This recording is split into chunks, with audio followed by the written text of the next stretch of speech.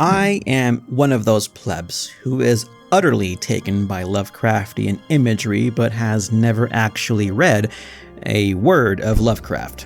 I think it earns extra points from me simply by virtue of being immunized against a Disney buyout. But really, it's one of those few remaining playgrounds that writers can unabashedly play in, and it fosters the sort of creativity that Star Wars used to, or even Dungeons & Dragons sort of used to. Dive or Die, Children of Rain, capitalizes its verbs for good reason. Death is constantly tugging at your sleeve, and the only way to swat it away for one more day is to brave the perilous depths of what used to be human civilization.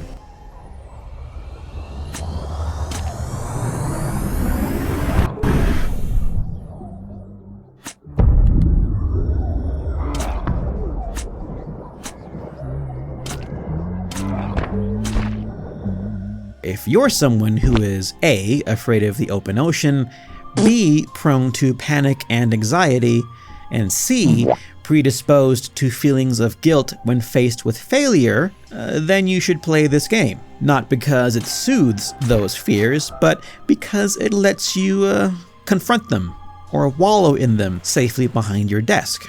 As far as the story and general vibe goes, I was immediately bought in. Dread coats every nook and cranny here, right from the get-go. On a day like any other, black rain fell from the sky, corrupting everything it touched. The apocalypse was sudden, swift, brutal, and absolute. This is not a story where humanity courageously stands united like Independence Day or Pacific Rim style. They don't throw back the forces of evil from whence they came. Oh no, the Earth is dead. If you put a bullet in someone's head, taking it out does not save them. Civilization is gone. It's not coming back.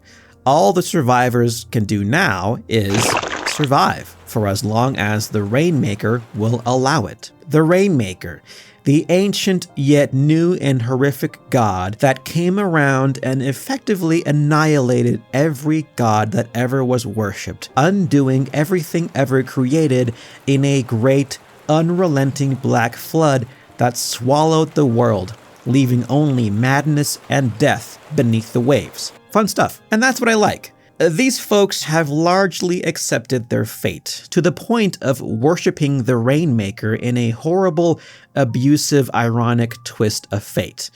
It makes perfect sense when you think about it. Humanity is basically Reek from Game of Thrones. There is no Theon. Reek? We're not cultivating crops, we're foraging for tin cans of food.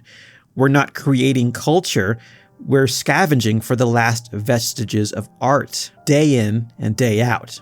You start with a single diver, but will pretty quickly build up your roster. Each diver possesses different stats spread between health, sanity, air capacity, and how much weight they can carry. Now, no one is perfect, and you'll have to choose what kind of diver suits your needs that day. You can craft upgrades and level up your people, of course, but then that begs the question, do you craft this diver into a jack-of-all-trades, or a machine with a ton of oxygen capacity for longer dives, but is prone to going insane? People management, right?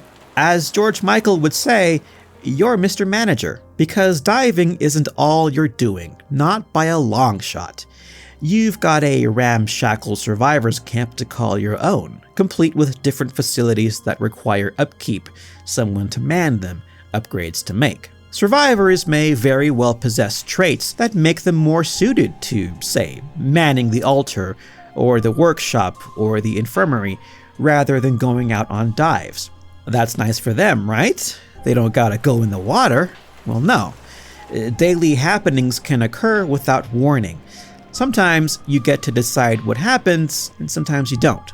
For instance, while you were gone, black rain fell again, and your altar keeper got hit with it and is now on death's door. You could stick them in the infirmary if you fixed it, but that would take time and resources. And while they're getting better, they're just taking up morale and food. So if that's not in the cards, then, well, You could sacrifice them to the Rainmaker for some real perks. Maybe it's worth it? That is the horrible math you have to make every day. The value of maintaining a life versus the relief that comes from sacrificing them to your new, terrible deity. You have 40 days before the Rainmaker finishes the job and brings forth another cataclysmic flood. Should you choose, you may offer sacrifices of various kinds to delay it. As I mentioned, you can offer up people. You can also give up food, or even morale. It's a tightrope act, and if you're a hopeful idealist that wants to save everybody, then you better come back from your next dive with a big haul, which is far from guaranteed, because the ocean is vast, cavernous, and dangerous. You need to cover a lot of ground, well, water, to make any trip worthwhile, especially if your settlement is growing. Thing is, it's astoundingly easy to get turned around at times. There were more than a few times where I felt the very real panic of not knowing where I was, running dangerously low on oxygen. I think I activated my sympathetic nervous system once or twice. These survivors may just be stats and names, but you develop real bonds with them. You nurture them, and they take care of you just as you take care of them. I made a mistake early on and stupidly lost a diver named Brunhilde Hollowtide, and I was devastated, convinced I would never financially recover from this. That was a big bummer, and I actually lost a couple of in-game days making up for the loss. That's real consequences. Later on, a diver named Kelda Slatebloom became a real unit and single-handedly helped me advance quicker than I expected. The drama was real when a dive went south, but she managed to still make it to the surface with 0% oxygen left. Literally within nanoseconds of dying. It's not the most narrative-heavy game out there, but you naturally develop your own stories and relationships as you go. Now, other bits and bobs I want you to know? I touched a bit on random events earlier, but to expand on that, sometimes a random strange fish can wash up on shore, and you can weigh whether to eat it or not. Sometimes a stranger may pass by, and you can choose whether to offer them shelter or leave them alone. Sometimes people attack each other if they're feeling crazy. Sometimes folks just go missing, and suddenly you're down a survivor who you were counting on. You know, that kind of thing. It behooves you to prepare for the unexpected. Sure, you may not use Bobby McBobface as a diver, but it's still a good idea to invest in his health because you don't know what could happen while you're gone. Standouts? The voice work that is there is awesome. The Rainmaker. The storytelling is fantastic and pulls no punches. There's some messed up stuff in here. And the art direction is perfectly on point. Obviously, I have to touch on the game's soundtrack, which is perfectly moody. The sound design in general is flawless. Most of the time, you're left with the sounds of your rebreather and the muted, water-tempered world around you. It's nothing crazy, but I would not recommend second screening this game just because of that. Turn up those headphones and immerse yourself in the world. It makes the screams of the damned all the more frightening. As for rainouts, no pun intended, this isn't really a shortcoming on the game's part as much as a personal preference. 40 days sounds like a lot, but it really isn't. I would have preferred the freedom to explore the ocean at a more deliberate pace, but then again, survivors can't be choosers, can they? The big takeaway?